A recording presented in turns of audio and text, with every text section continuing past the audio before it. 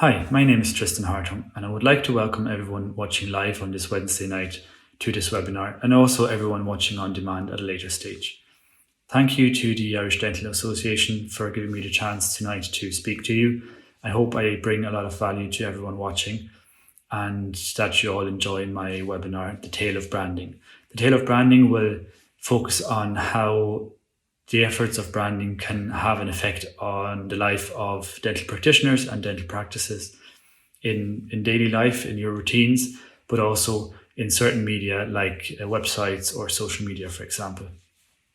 We'll start this webinar by looking at why is branding a good idea and why branding actually is just telling your story. Then we move on to the next bit, which is how to find something to say and how do I actually transport the branding to the public. And the last segment is what to do so that we efficiently spend our time and don't waste too much effort on stuff that doesn't actually work or doesn't give as much return as other measures might give. Before we start with the actual webinar, I would like to introduce myself, as many of you might not know me. My name is Tristan Hartung. I am an associate dentist in Galway. I work at Air Square Dental at the moment. Before I moved to Ireland about 3.5 years ago, I lived my life in Germany, which explains the name as well. But I have family in Ireland, so I'm very happy to be here now for possibly the rest of my life. I finished a doctorate last year in medical robotics and dentistry. And before I went on to the path of being a dentist, being in a dental career, I had several stops in media roles and technology roles as well, including leading an agency for dental clients for marketing and branding.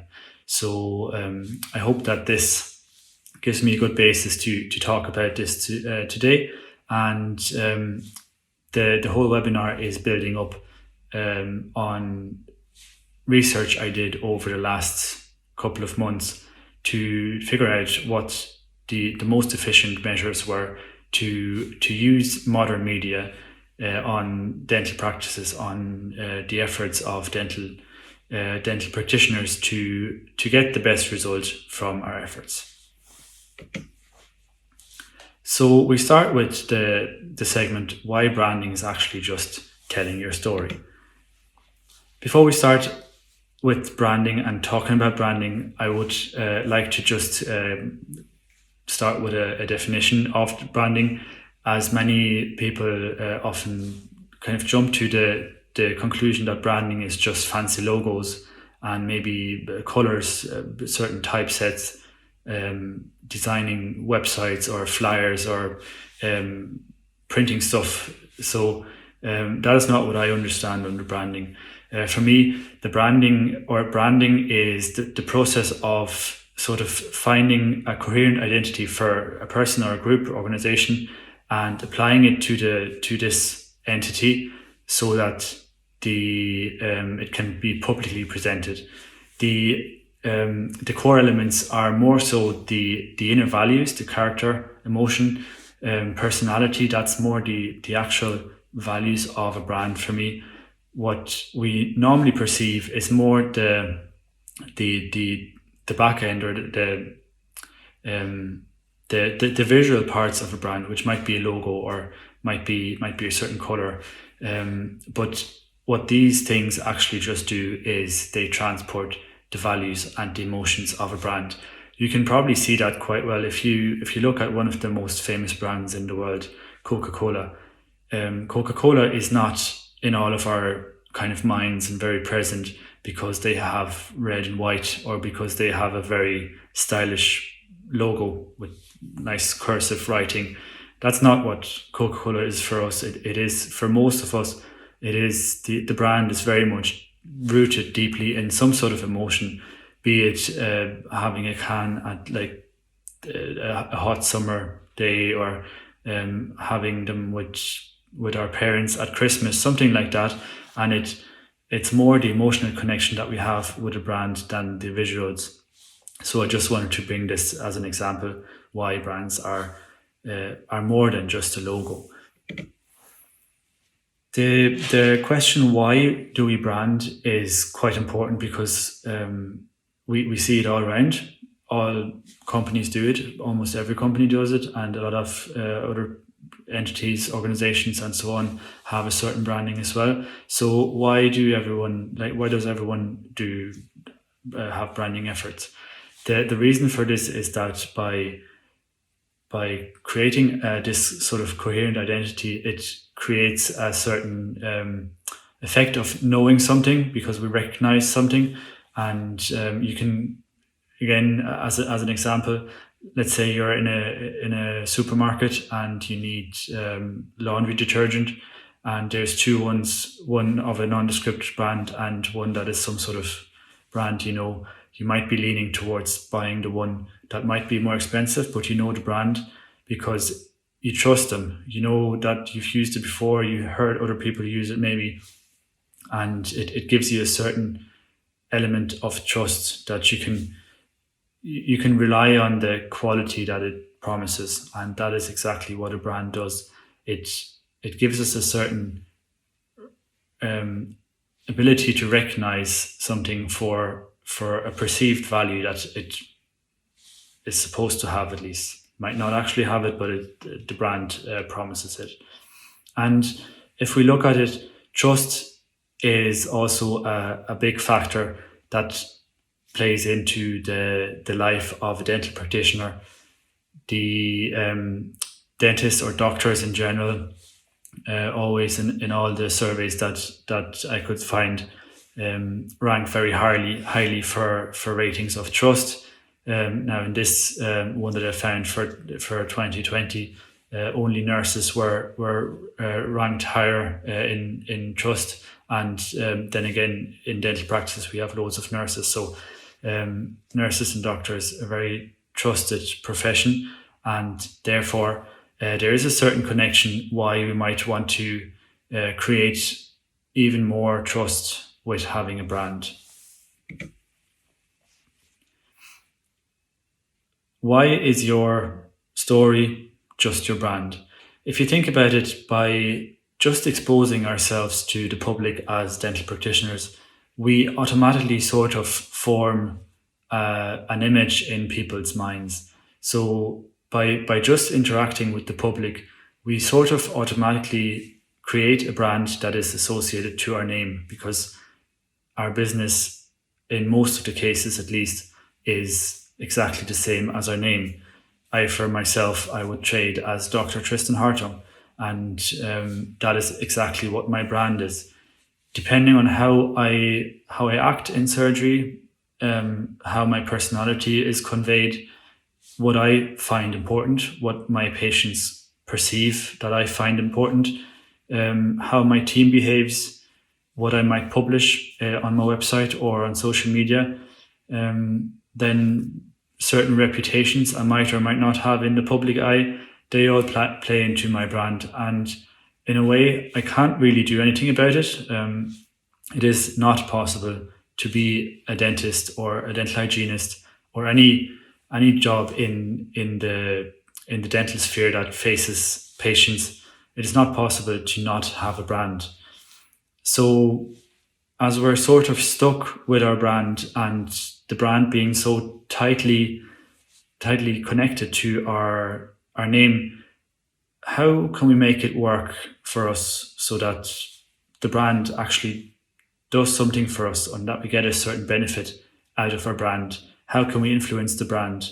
How can we make it our brand and shape the brand in a way that we can get the most use of it?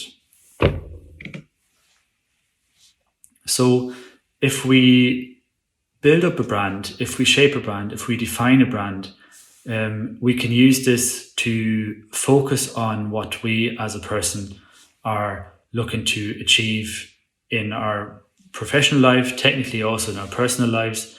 But it gives us a sort of guideline on how to react. There is research that has been published by Professor Fogg and picked up by James Clear, who wrote a book called Atomic Habits that many of you might have at least seen or maybe even read. where he makes a point out of that a lot of what we achieve in life is determined by our habits, and in change, our habits are determined by what we have as an identity. So what the point that he makes is that when I have, for example, the identity of being a sports person or someone who never misses an exercise in the gym, going to the gym every day, I am automatically going to go for a run or go to the gym. If I don't have this identity, it is far more likely that I wouldn't go and do any sports. So how does this apply to the dental sphere? Now, we all might have perceptions of what sort of dentist or dental hygienist or dental practitioner we are. So you might perceive yourself as someone who's very knowledgeable and, let's say, very interested in implants, implant technology, or implant restorations, or whatever, any sort of topic that you might perceive yourself as having that identity. And if we define it and we know that this is our certain identity, this is our brand, we can then base any decisions that we make in the future off this sort of formulated brand. Let's say we are not entirely sure whether we should do a certain course, or we should buy a certain new instrument or a gadget that allows us to do something in surgery. We can always evaluate our plans against the brand that we have shaped for ourselves. So that should make decisions easier for us. And it's, in a way, it's a reversal of James Clear's principle of identity shaping habits, that by forming a brand for us, we can then make decisions based on that. Another factor that applies when we shape a certain brand around ourselves is that we can motivate our team by drawing them into our brand, into our identity.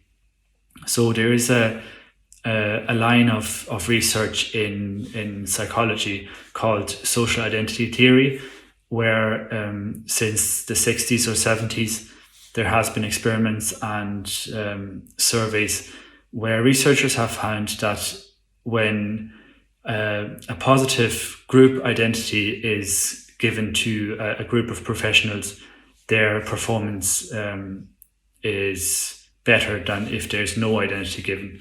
And in a way, brand is equal to identity in this case. This is something that Simon Sinek, another author of Starting With Why, has formulated in this quote there.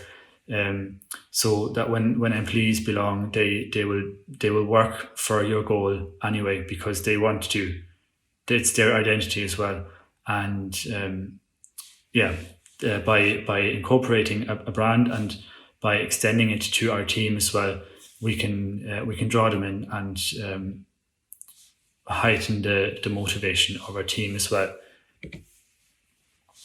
The third part of applying branding to a dental setting is that we can attract the right patients. Now, everyone might have a different idea of what the right patients are.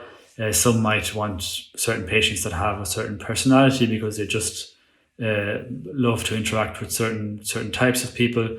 Other people like certain treatments. So let's say someone who's interested in endodontics might want a lot of people who need a root canal treatment, and so on. And applying a branding that is focused on some sort of person, some sort of patient, will over time draw in patients that align with those values, align with those emotions, and sort of form a group around the practice of like-minded people. So that from the overall of our patients, which might be mixed, a larger share comes from this group that we prefer to treat in our practice. So while the right patient might be different for one practitioner and another one, what it just means is that by applying a coherent identity to ourselves, to our practice and our team, we attract like-minded people. So we move on to the second segment of today's webinar, which is how to find something to say. And with a lot of media and with branding efforts in general, I've always encountered the issue myself, and when I was working with other dentists, that we established a brand, we thought about everything, we established values, we established the identity of the brand. We have maybe even gone forward and produced logos or some sort of print media or something like that. But then there is the question: what do I actually say, or what should actually be presented forward? And it can be quite daunting, because we sort of start at zero. We don't know how it's going to be. It's a bit like a person going and meeting a new group of people. We don't know how they will perceive us, will they like us, and so on. And these are a lot of things that can build up a wall to not even kind of starting the efforts of branding, or starting putting ourselves out in the first place. So I compiled a couple of points how we can find something to say, so that it's easier for us to start. So one big factor is that we can start telling our story. So we had established already that the brand is basically just our identity. We as dental practitioners are automatically our brand. So our brand story is also our own story. And in a way, that's really handy, because there is certain people in the branding world that heavily promote the telling of stories as the most effective way to present your brand and to present your content to the public. The reason for this is that we as humans, from the first day, have been drawn into telling stories and into conveying information by telling a story. So we, like all the way back, we gathered around campfires and told stories, and we educated ourselves through stories. We see this pattern in a lot of places still today.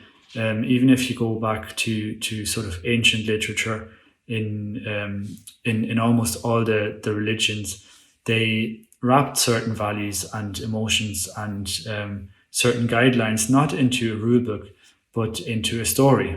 So the Christians have the Bible, the Muslims have the Quran, and it's basically storybooks that convey a message. And that is basically what I would suggest for brands as well. We tell a story, and in this case, because we are dental practitioners and sort of equal to our brand, we tell our story. And that in itself, by telling our story, not in one big chunk, but in little pieces now and again, will convey our values and our emotions, our character, to the public very easily and very naturally, because a story told sort of makes sense to humans by nature. And one proponent to this concept has been Donald Miller, the founder of the so-called story brand. He has published a book that outlines what a story brand is and how to create it. And going forward, if any of you find this concept intriguing, I would definitely suggest reading the book, because it obviously goes into far more detail than I can go into today. So basically, the concept of a story brand is that it's a principle that boils down all the undefined sort of ideas of a brand that we have, boils it down into a very set structure that applies to any story. And with that very short version of a story, we can then go forward and evaluate anything that we might or might not want to say according to that story, and it makes it very easy to go forward on the basis of the story. So if we look at the image here, It is 7 steps in this story brand principle. It starts with a character who has a problem. He meets a guide who gives them a plan and calls them to action that ends in success and that helps them avoid failure. Now, in story brands, the character, the protagonist, always is supposed to be the customer, and in our case, that would be the patient, because it gives the patient or the customer the feeling that they're the main figure in the story, and it draws them in even further. The person to help them, the guide, in this case, would be their dental practitioner. And depending on what sort of brand we try to be, what sort of person we are, what sort of interests we have, what sort of direction our business is heading, we might have a different story brand. And probably the story brand for every single of us today will be slightly different. But I have a couple of examples there on the next slide. I'll just outline the other elements here. So a character has a problem. The problem in this case, we might jump very quickly to say, oh yeah, he has a broken tooth, or he needs an implant, or a root canal, or something like that. But the story brand principle is set to go a little bit deeper and to find the actual emotions underlying for a problem, a dental problem.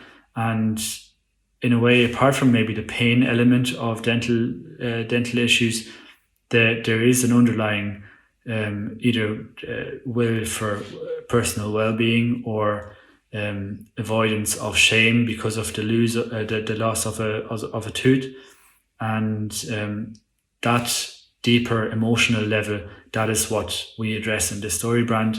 So a character has a problem. Let's say they can't smile anymore because they're too ashamed of their missing teeth. So they meet a guide, which in this case would be one of us, who gives them a plan, which again in this case is the certain direction that the practice is aimed at. So it might be prosthodontics or children's dentistry or any of these kind of directions, and not necessarily only as a general direction, but especially tailored to our personality, our brand. The call to action in our case is usually a treatment of some sort. It doesn't, because it is quite clear what we do as dentists as a general idea. We don't necessarily need to include this in the story brand because we obviously help people with their teeth. And it ends in success and avoids the failure. So let's say the person who didn't want to smile gets some sort of restoration to smile again. That's the success. They can smile in pictures and so on, and helps them avoid failure, to end in shame, never be able to smile again, and not being able to interact with their social contacts and so on. So that's the general idea of a story brand. And I have a couple of examples on the next slide that could apply to dentists. And as I said, if you think this is a great concept, you might want to have a look at the book itself, because it gives you a certain idea and a deeper understanding of how you can make a story brand for yourself. So, for example, let's say a dentist in Dublin in the Docklands, he might be focused at helping professionals working in the area to maintain their business smile, because they want to progress in their career, and they want to go up the career ladder. So the image, the story they tell is they provide after-hour appointments so that professionals can attend with no major hassle, because they're busy enough. Another one could be a bit like what I already said, enabling adults with a poor oral hygiene past to smile in their children's wedding pictures. We all know those patients that are very ashamed of their smile or not being able to smile. So someone, for example, an implantologist might be in this category, guiding young adults through their orthodontic journey so they can enjoy their lives to the fullest. We all know for orthodontic treatment, it can be quite a stressor on our patients. They don't know how they look in the end. Sometimes they have the big braces in. They don't feel comfortable with that, and someone who guides them through this that might be a story in itself. Or someone taking their time to educate people so that they can in the future enjoy their smile and have it for longer, have their teeth for longer, might also be a story. So you see, for every sort of dentist, for every direction, we can shape a story brand. And then once we have this specific story brand shaped for ourselves, which will be quite probably more specific than the ones that I have printed up here, we can use that as a script. So anytime we're in doubt, what should we do? Either actually professionally, should we do a certain course? Should we get an instrument? Should we, whatever the question is, that can guide us, because does it align with the story or does it not? If it doesn't, maybe we shouldn't be doing it. If it does align with our story that we have set ourselves, maybe I should be doing the course or get the instrument. But also it gives us a certain script to work off in our publications in the future, so that when we publish anything on a website, on social media, we can just tell that story and just tell an element of that story, and it'll automatically be coherent, and our audience will understand it. So another factor that sort of ties in with that is document, don't create, and it tackles the problem that many people face by kind of wanting to put out content but not really knowing where to start. And there is a big hurdle in having to create content, to have to maybe pose for a picture or write a story or write an article or write record a video or something like that. And in order to start, we want to make the hurdles as low as possible. And one of the most authentic ways to communicate online and in general is to just document what we're actually doing.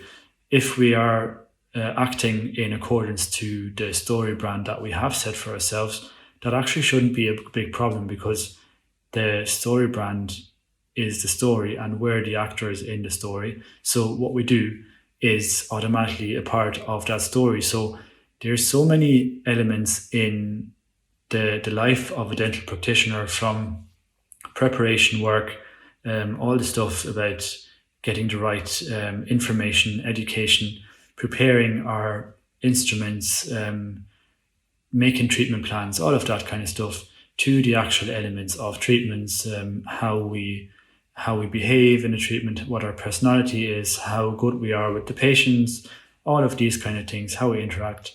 And then also everything afterwards. We do so many things that could be documented and we could put out, and it would just be a true image of ourselves. And it is far easier to act in this way, if we want to produce something, to just document what we're already doing. And once we have a certain flow, once we produce content coherently, we can then decide we might want to publish something bigger, maybe do a video or write an article or something like that. But at that time, we already have a certain habit of putting ourselves out there, so it's not as daunting as it might be if we just had started with nothing. Another part that applies especially to social media and anything online is seeking engagement. So a lot of people fall into the trap of hearing, oh, we need to put ourselves out there, we need to produce stuff, in just kind of shouting into the internet. They put stuff out, they just produce it, but then they just kind of drop it in the internet and they think it's just going to be doing their job. But actually, the way that a lot of this kind of sort of media works is that it is all focused on communication and engagement, and it is there is a kind of comparison of social media with attending a dinner party. And if you imagine you would be going to a dinner party, you wouldn't just shout information at people, or you wouldn't just talk about yourself. First, you probably would ask people who they are and what they do and what their issues are before you actually talk about yourself. And in a way, this is exactly what what a lot of experts kind of suggest is focusing more on the communication part of social media and the engagement part than actually producing stuff. And it is even easier to start that way than producing stuff, because you don't need to make something up. You react to something that's already out there, and it can make and it can, if it aligns with your brand, it furthers the cause of your brand. It every little bit kind of builds the brand and has the desired effect in the end. And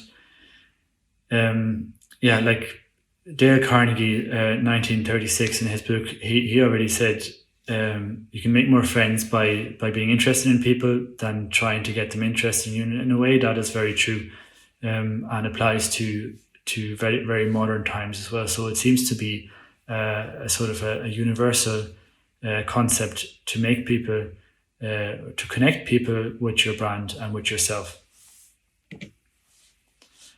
One last part in this segment of how do we do branding, what are elements that we can do, is that you personally don't have to run the show by yourself. So we're very busy anyway, like dental practitioners, dentists possibly running their own practice, dental hygienists. We're all very busy. We have schedules. We get our schedules from our practice manager or the front desk team. There's very little flexibility. We're basically chair side, then we do some managing role, we type notes. It's a very stressful job, and honestly, I can understand everyone that says, where am I going to find time to do branding or social media or update my website or whatever the action is that is asked.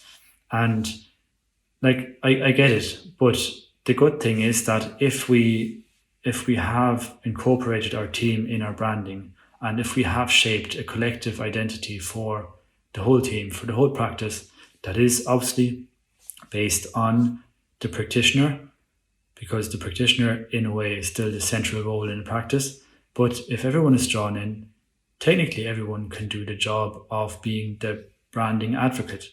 And I've seen it in a lot of places where a certain staff member has taken over the role of the branding manager, which would include taking care of the website, taking care of social media and so on.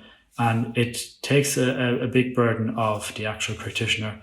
What I would just say in this regard is that I wouldn't suggest giving it out fully and not having any sort of input into it, because in the end we have to, it's not just about putting stuff out, it is always about kind of aligning it with the brand and also getting a certain return, as in, like, we're not doing all of this just because we love to do branding or whatever. We obviously all have a certain objective behind this, to either just have a higher well-being because we have a nicer running practice, we have nicer patients or whatever, or there might be certain business objectives behind this, getting more new patients or something like that. And this all obviously needs to be controlled, and there should be a kind of a recurring discussion about how branding efforts are going and what can be done, what should be done. So I wouldn't suggest giving it to staff members completely, but the actual daily work on this can definitely be done by a staff member that aligns with your identity, aligns with your values. And if you give your team enough space, they might come up with ideas that are far better than what you could have imagined. So it is definitely something that is worth considering once you have established the brand thoroughly inside of your practice. So we move on to the last bit of our webinar today, which is, what do we actually have to do and how do we do it to be efficient? So we have looked at the reasons why branding could be a good idea for dental practitioners and dentists, dental hygienists, and so on. We have looked at what can be behaviors that we can put forward to to be successful in our branding efforts. But what do we actually need to do, and how does it apply to certain types of media? So we'll be going through this now and be looking at these different types of media now and what to do. But before we go into the specific media, we'll look at how we can determine where attention is. And in a way, we all want to be efficient with energy that we put into anything. Like, we don't want to waste time. So it is very important for us to focus our energy on elements that will have the highest return on our interest. So we put our own time into it, and we put money possibly into efforts, and we want that to have the highest possible effect. And in order to quantify this, I made up this formula. It's not like, there's no scientific basis behind it, but it made it far easier for myself to understand how good different types of media actually is to produce good branding results for a dental practice. And the way it works is that the overall impact of a type of media is calculated by the invested time multiplied with the cost, and that's divided by the exposed time for the patient or for the customer by the intensity of the exposure. So invested time and cost is quite easy. That's the time that we invest or our team invests and the cost that it actually costs. So let's say we hire someone to do a website that costs a certain amount of money. The exposed time is the frequency and the actual time frame that whatever we put out is in contact with our patients. And then the intensity. Intensity, obviously, like, if we think about it, a lot of things that we see in our daily lives, we don't focus our full attention on. There is a high chance that some of you at this moment might actually be on their phones, not fully watching this webinar, which, by the way, is totally fine. I get it. I look at my phone all the time when I watch webinars, but it just shows we're not always fully attentive to what we're doing. And let's say social media posts, we might just scroll past, and technically someone has seen it, but the intensity was very low. And there's other things that we'll see in a moment that have a very high intensity and will leave a strong mark on our patients that rank far higher in this calculation. So the way it works is each of these factors is given a score from 1 to 3, low, medium, high, and I then calculated the results for different types of media, and this is what the result was. So the economy of dental branding, how do certain types of media rank against each other? The highest one, which is not technically a medium, but it is an exposure of our brand to the patient, and that counts, is dental appointments. Now, this is not necessarily a big surprise, as like dental appointments, we have the patient in our chair in our practice for half an hour, maybe an hour, maybe longer.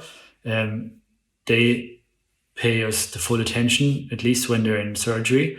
They even, in a way, give themselves up to us. They allow us to do treatment on them, and it is a very intimate relationship with full attention, which to me means that dental appointments are the medium in which we can convey our brand easiest. And the best thing about it is we're there anyway, the practice is there anyway, so it doesn't actually cost us anything. So dental appointments rank very high here. And word of mouth is very kind of quickly behind that. Word of mouth is basically the extension of our brand outside. It is something that we can't influence ourselves directly, but by putting in certain efforts in shaping our practice in a certain way, by applying a certain branding to ourselves, we can shape obviously how people talk about us, and that applies to word of mouth here. It doesn't cost us anything. It is fully fully determined by how we interact with people and how they then refer us on. But it has a very high impact. And when a patient is talking to a third person that might need a dental appointment and they're talking positively about us, they will have a very high shared attention between the two of them. So it has a really high impact on the people.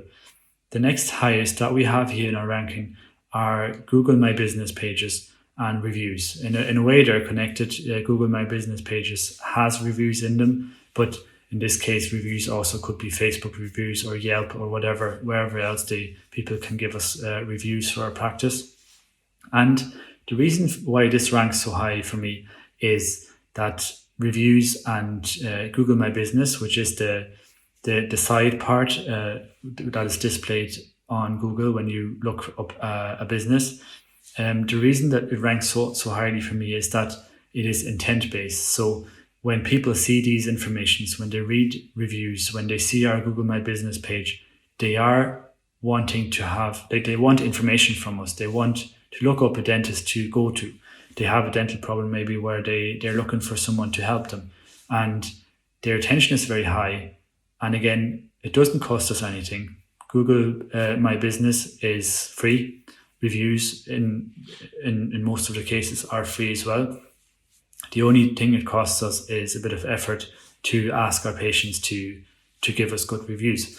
And so that's the next big thing. And now the further we move over to on the diagram there towards the black line, which is kind of the break-even point where efforts equal the outcome, the worse the medium gets. So we see there the next one, the yellow ones there, that's websites, and then social media on in my assessment here with this formula already kind of moves over to the bad side of the diagram because it costs a lot of energy, and the return, the attention that we get from it, from our patients, is in a way limited. And what it means is not necessarily that they are bad types of media, but as dentists, we just have to be aware that in order to produce our brand and to convey our brand values, there is certain elements of our practice. So, for example, the appointments or word of mouth, where our brand is far higher represented and far stronger, makes a far stronger impact on our patients than for example, social media does. And considering that social media and other media requires a certain amount of work to run them, it can form an argument against these. And I know, like, you signed up for a social media webinar today. I'm sort of telling you now that social media might, in some cases, not be the right thing. And I think that's totally fair to say. Social media has been dominant for our lives for the last 10, 15 years. And every 3 or 4 years, there's a new platform that comes out and takes over the market and revolutionizes everything.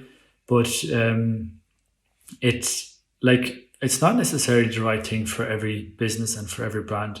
So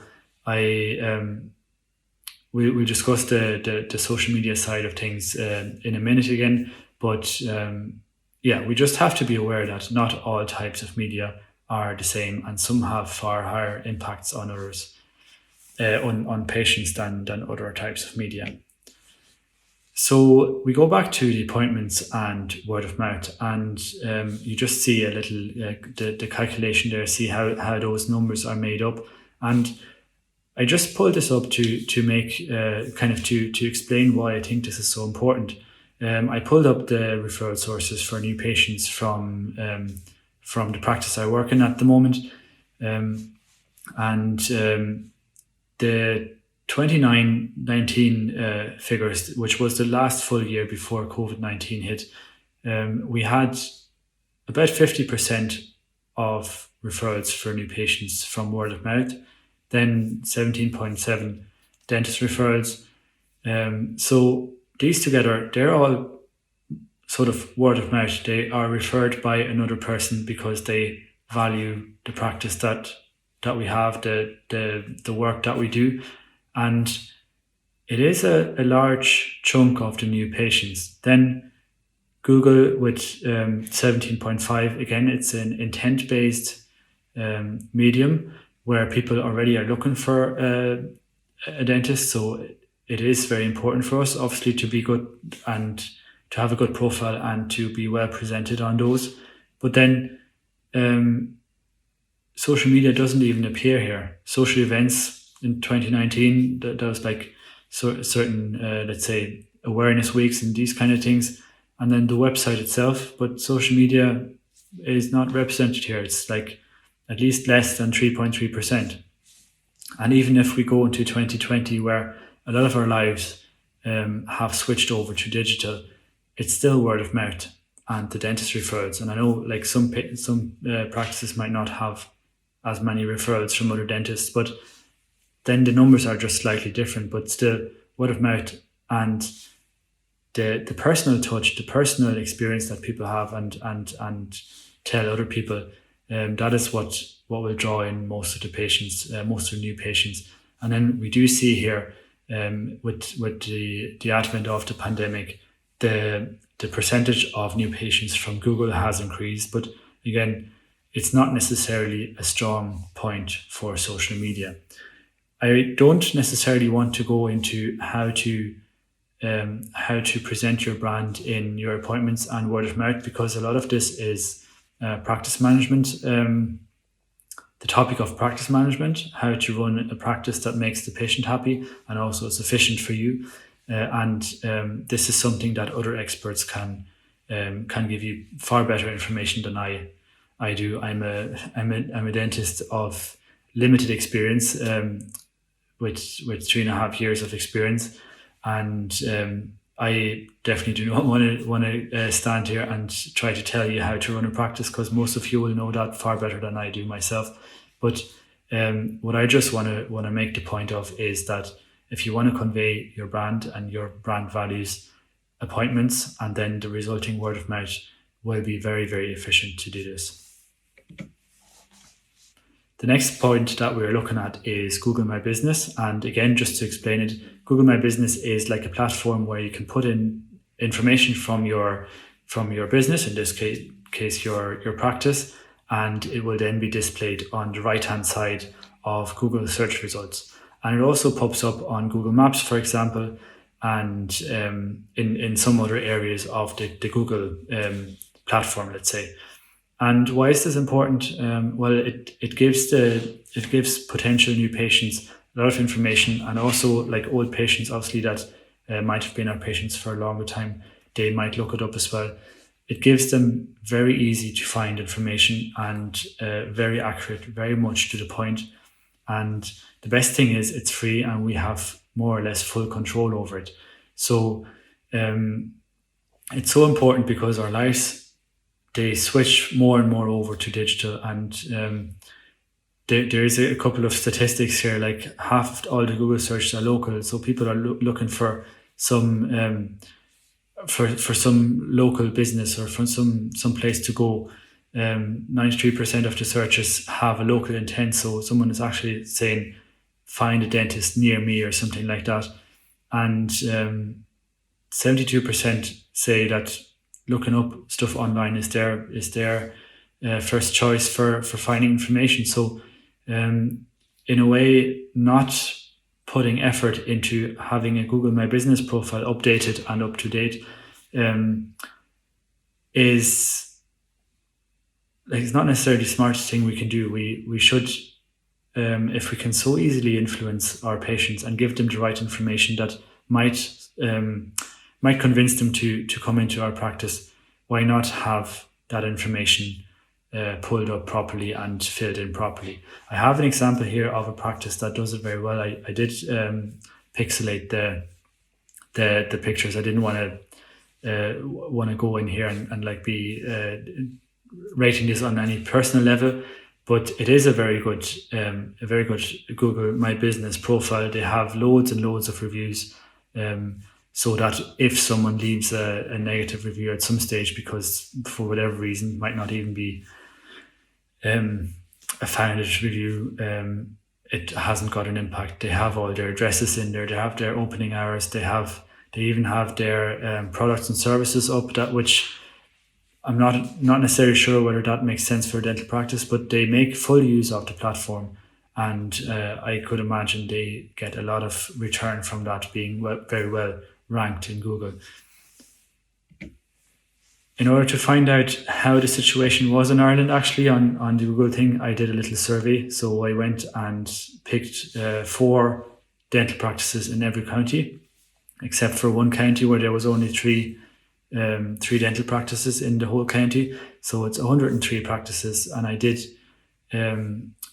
a survey, and I checked how many of these practices had actually claimed their profile. So they had registered their email address with the profile with their practice, how many had uploaded their own pictures, how many had responded to reviews, how many had updated their opening hours, phone numbers, and website.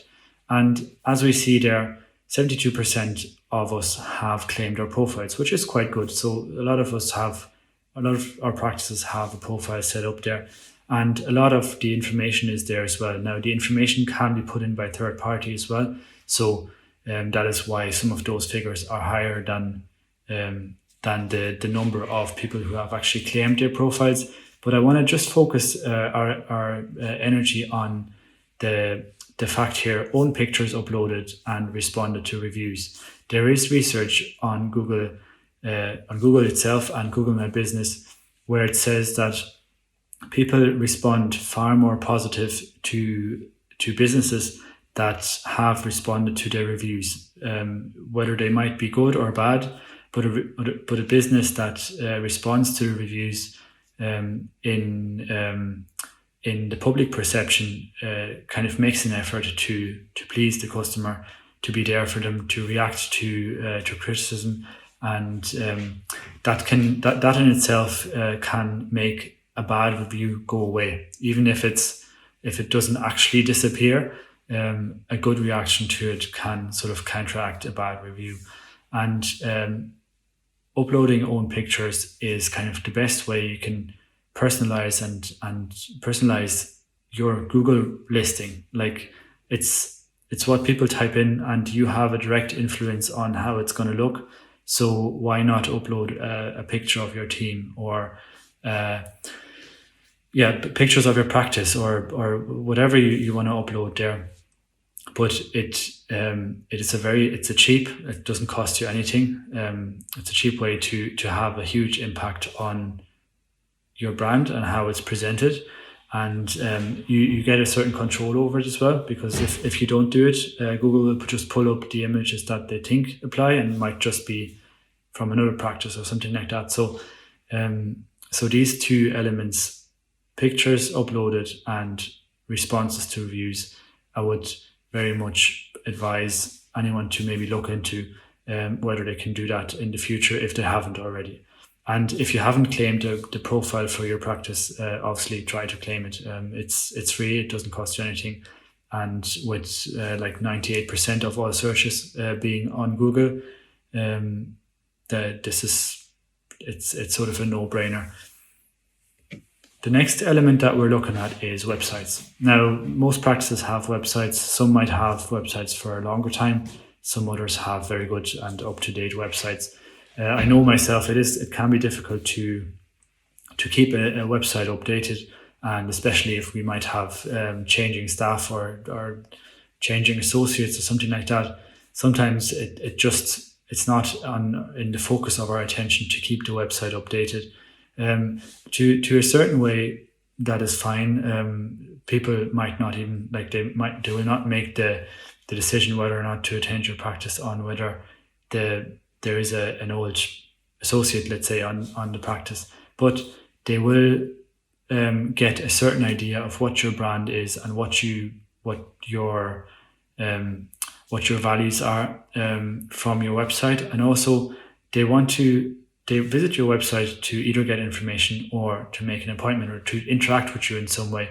And I think the like having a website, if you have it, you need to make it as easy for the patients to get in touch. And I have pulled up an example here, which is a very good website. Now I depersonalized it again. There was a couple of pictures of dentists behind dental implants, endodontics, orthodontics, general dentistry that I took away.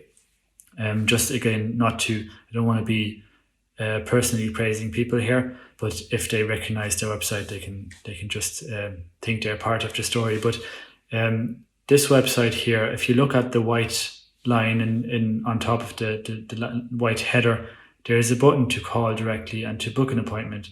So it makes it frictionless for the patients to book an appointment, to get in touch, and it just makes it super easy for them to engage and to get on the phone with a receptionist maybe, so that they can book an appointment. And that's exactly what like a lot of modern dental websites have already, but some of the others might lack. So it is something to consider, and a lot of these factors will also make it easier to rank higher in Google, which then might result in more clicks and so on. One thing that I am very kind of fond of is websites that are as simple as it can be. So a lot of dental practices have websites where there's a lot of information on it, a lot of text, and it takes ages to sift through them to find what one would actually be looking for. And in the end, most people, when they visit a website, they want to know the opening times. They might look up the telephone number. They might have a look at the team, maybe a team picture or something. But very rarely those people will actually read everything that you put on the website. And even if you have the best information on a certain treatment or whatever on your website, it is very unlikely that you as a single dental practice will actually appear for that in the Google results. So I would be a proponent of keeping a website as simple as possible, kind of stating what you do, what your brand values are, and making that very clear, but then keeping it as simple as it can be. And keep it personal and authentic. If we want a website, again, we want to convey our brand. We don't want to be generic. We want to be us. We want to be our team. We want to be our values and character and personality. So using stock pictures, it can be a super easy way to fill your website, and it would be very empty without any pictures. But it also just conveys to the patients, to the visitors, this is a stock picture. It's not from the actual place. They looked it up on the internet. And the way it works is there's these libraries, like you can see on the left here, where there's loads of like a photo shoot basically in a practice. And these on the right, they're all pictures that I found in the last couple of days that use the same people in them. And all of these pictures are drawn from websites of Irish dental, like dentist practices, dental organizations, and insurance companies. And as you see there, it's the same sort of woman everywhere. One time maybe as a patient, one time maybe as a dentist. And the risk there is just people might recognize these faces, and if they see the same person everywhere, it might just kind of ring some alarm bells that you might not want to ring if you want to get the people into your practice. Also, with this particular set of people, like this is just a sort of an internet thing. I don't know how familiar you would be with the concept of memes. Memes being like pictures that have been taken out of context and used for comedy purposes on the internet. This particular couple that is depicted here kind of plays the main role in one of those pictures that has kind of developed its own life on the internet.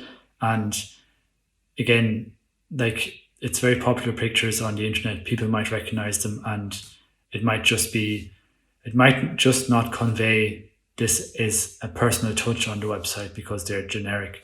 What I would always suggest is try to get a photographer in for a couple of hours one day, do a couple of pictures in your practice with the actual dentist, the actual nurses, get some patients in to just like get family or so to just sit in the chair and smile, and you'll have the best authentic type of pictures that you can have, and everyone will see, oh, this is actually in your practice. So we come to social media, which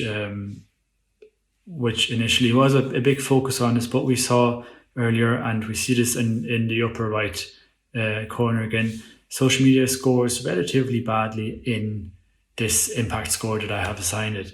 The reason for this is that while there is a certain level of attention that results, so 2.0 is like a sort of a medium attention that we get, like people scroll on social media, they see our content, but they might not pay the full attention. It is a certain investment that we have to put into social media. We have to maintain the profiles, we have to react to comments, we have to react to messages that get sent, and it is a higher effort for less return, and it can still be a very good return. Certain dentists have proven very well that by running a social media profile on a platform, they can have a very profound effect on their patients.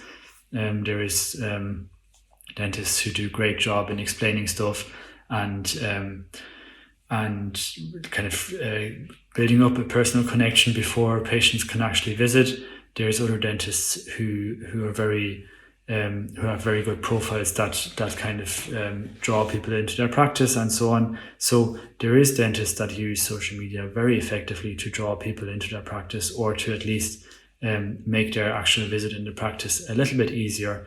But again, we have to be aware that when we try to go into social media, it creates a certain effort that we have to put in, and we need to make sure that we're aware that we need to be aware that we want a return from it, and that it's going to be an effort to put in.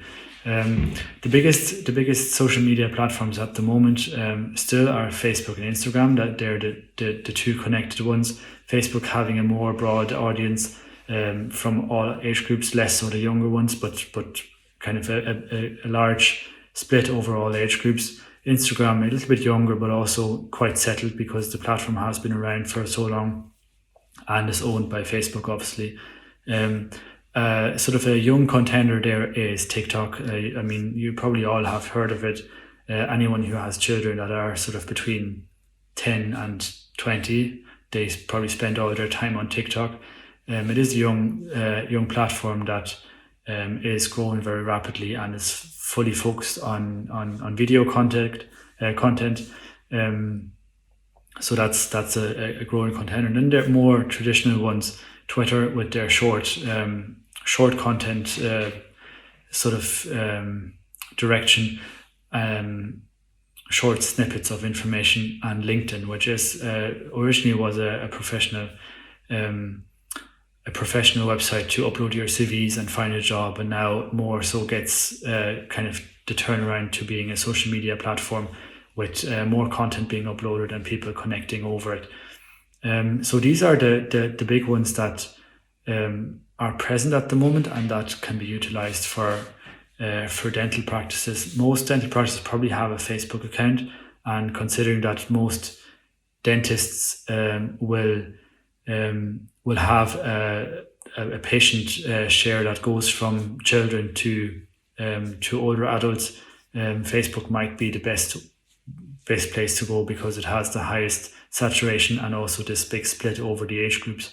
But other dentists might have a different patient group. For example, orthodontic practices tend to have a big group of young patients, obviously. So for them, it might be significantly smarter to go onto TikTok and grab attention there. So what I'm basically just saying is, social media is not the same. So Facebook is different to TikTok, Twitter is different to LinkedIn, Instagram is different to TikTok. Even if they share certain elements, certain functions, still due to the different sorts of age groups being on it and different direction that a platform is traveling, they are a little bit different altogether. And if you want to go into social media with your branding and with your practice, it makes sense to pick the right one. Which one is the right one for you? That's difficult to say as a general statement, but what I always would suggest before going into anything of this kind and being like, oh, we need a Facebook profile, or we need to go on Twitter or something like that, to just sign up and maybe just consciously consume the content on those platforms to see, does this actually work for me and my practice, for my branding? Is this the right place? But the key is to consciously consume it, not just be scrolling through it, but like going in, having a look.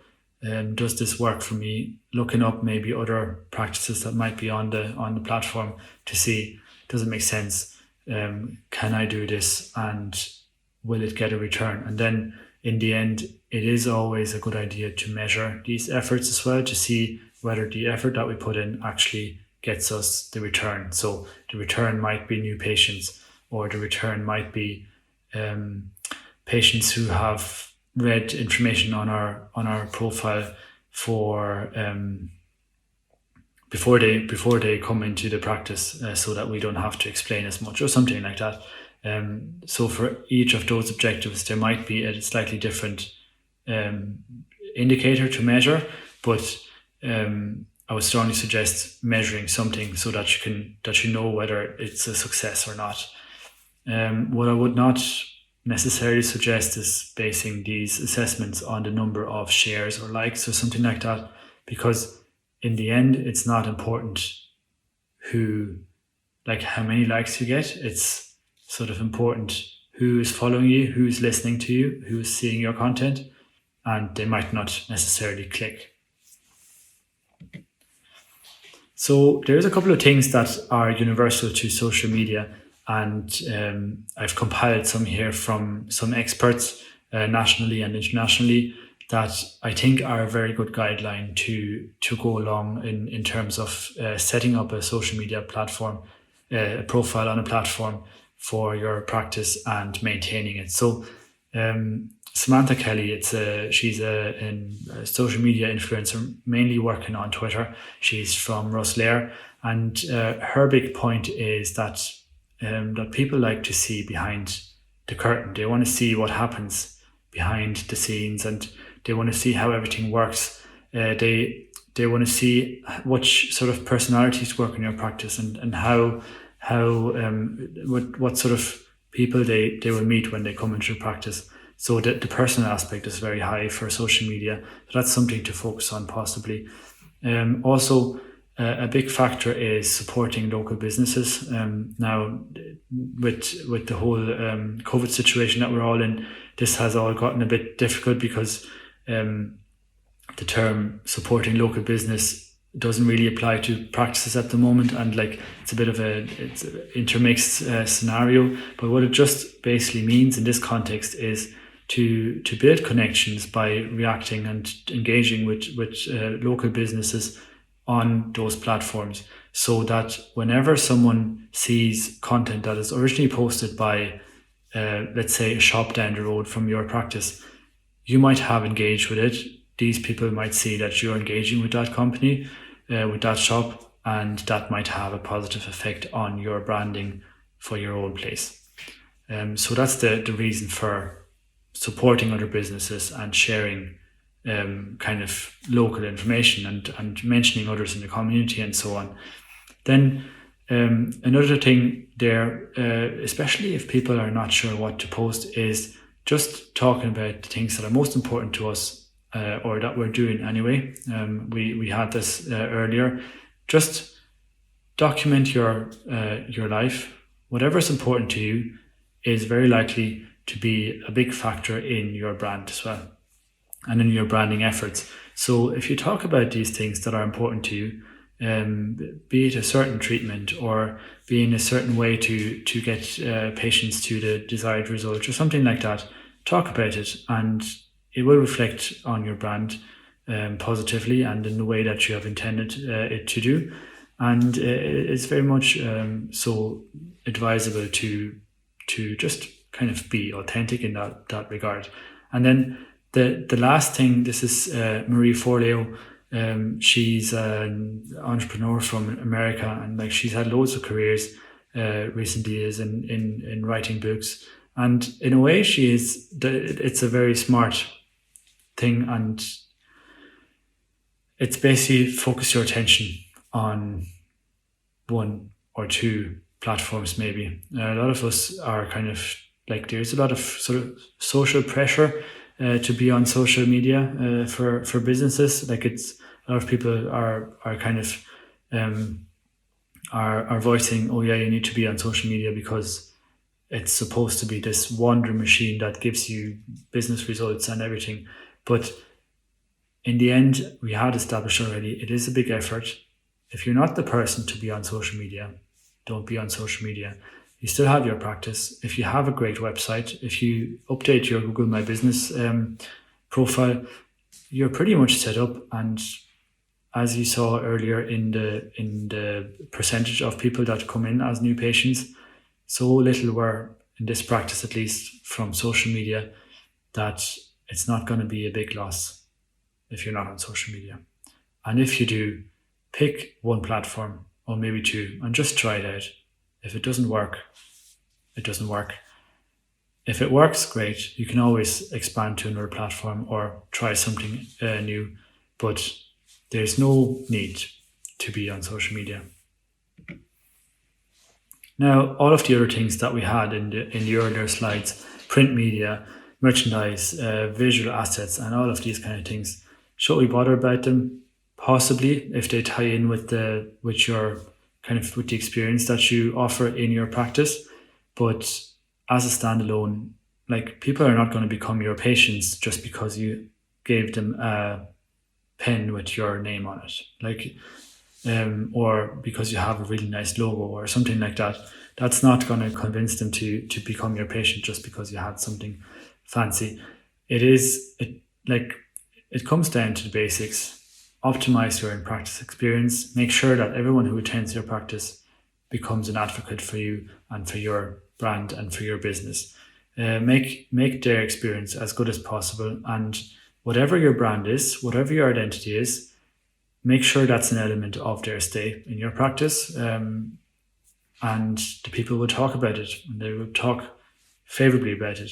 The next step is, I would suggest anyone that hasn't gone into this and hasn't looked this up, to spend just 1 hour with your Google My Business page. Update all the little bits and pieces, upload a picture maybe, react to a couple of the reviews, and that in itself will set you up for such a better Google My Business profile, and that'll appear in all of the Google searches for you, that it just makes sense. Then the next thing is, consider updating your website if you haven't done that for a while. Change the stock pictures over to actual authentic pictures maybe. Make sure people can call you or book an appointment straight away from the first moment they set foot on your website, and you're pretty much set. And then if you still have energy and time, invest some time into social media. Maybe download the app of a new platform. Just consciously kind of go in there and have a look around. If you like it, set up your own profile, and if you don't, as I said, the return of interest for social media is questionable. So if you don't feel like you want to do social media, don't. If you think it will forward your business interests or your interests in a medical sense, or any other sort of interests that align with your brand, and you think social media is the best way I can do this, great. Social media is great for these kind of things. It is a great platform to communicate, to engage with people, to produce content for, and provide information. But you have to be you have to want it, and not all of us want it. And so I can totally understand anyone who's not necessarily in the mindset for it, and sees that their efforts are spent better in a different category. So these are my closing words for today.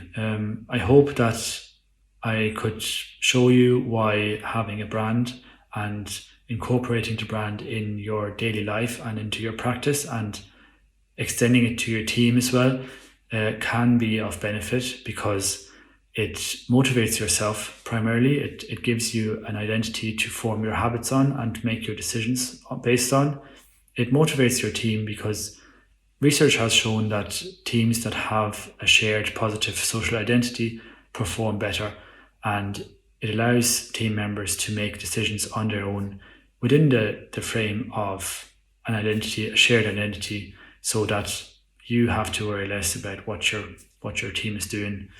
And also it can attract the right patients, because patients that have similar values, similar character, similar personalities to the brand that you are presenting, they will be drawn to your practice, and over time you will create a pool of like-minded people that attend your practice and that just make your life there easier, because it's exactly the people that you want to deal with. I hope you also learned how we can use media for our brands. This applies to in-person contact as well as online media, for example.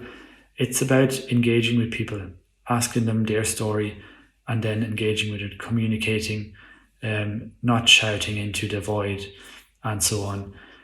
And I hope that some of those general principles, like, for example, telling your story with the story brand principle, can help some of you to help in the branding efforts. And I hope also that the segment of what to do exactly has been helpful to figure out what actually makes sense, where are my efforts spent the best, and how do I get a return on my time, on my money that I spent.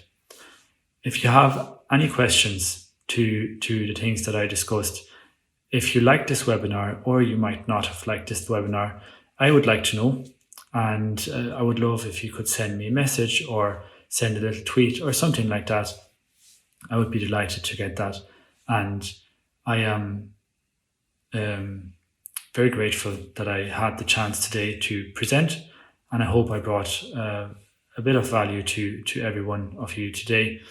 And if you like, there is my social media accounts, my LinkedIn account and my email. If you want to send me a message, I'm very happy to get in touch with you. Thank you very much. My name is Tristan Hartung, and see you next time.